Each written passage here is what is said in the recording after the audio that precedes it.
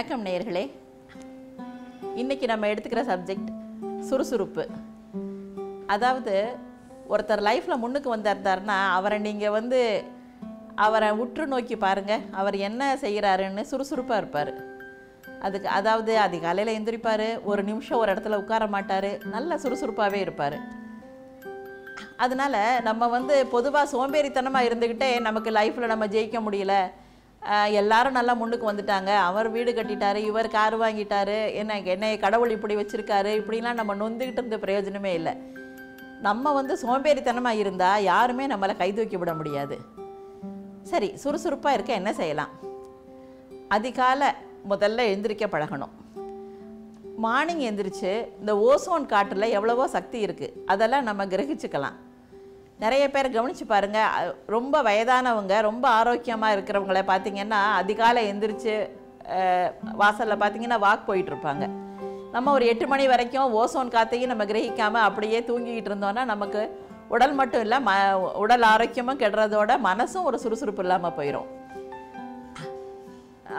ஒரு சேயிங் இருக்குது தமிழில், அதாவது எறும்பை விட பாடம் கற்றுத்தரும் ஆசான் எதுவும் இல்லை, ஆனால் அந்த எறும்பு வாய் திறந்து பேசுவதில்லை.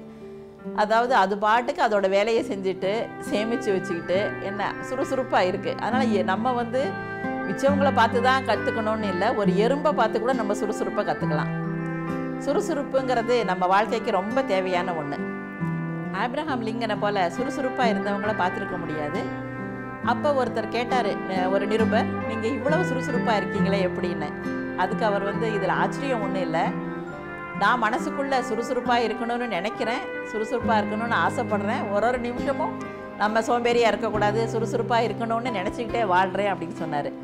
அதாவது நமக்கு மனசுக்குள்ளே ஒரு எண்ணெய் விதையை போட்டுறணும், நம்ம சுறுசுறுப்பாக இருந்தே தீர்வது அப்படின்னு ஒரு எண்ணெய் விதையை விதைச்சிட்டோன்னா நம்ம எப்படியும் சுறுசுறுப்பாக இருக்கலாம்.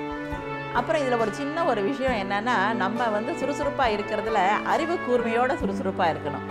ஒரே வேலையை ரொம்ப மாங்குன்னு செஞ்சுக்கிட்டே இருக்குது நமக்கு அது பலனை எதிர்பார்க்கக்கூடாது. கொஞ்சம் அறிவு கூர்மையோட, ஒரு விறகு வெட்டி கதை உங்களுக்கு தெரிஞ்சிருக்கும். அண்ணனும் தம்பி 2 பேரை விறகு வெட்டி இது பண்ணாங்க. ஒரு தம்பி நிறைய விறகு வெட்டி குமிச்சாரு, நிறைய கணிசமான தொகை வாங்கினார். எப்படின்னு கேட்டப்ப ராஜா கேட்டார், நீங்கள் சுறுசுறுப்பாக தான் இருந்தீங்க 2 பேரும், ஆனால் இவரோட கத்தி வெட்டுற அருவாள் கூர்மையாக இருந்தது, அதனால இவர் நிறைய கணிசமாக வெட்டியிருக்காரு அப்படின்னு சொன்னார். அது மாதிரி அறிவு கூர்மையோடு சேர்ந்த சுறுசுறுப்பே வாழ்க்கையில் வெற்றியை தரும். நன்றி, வணக்கம்.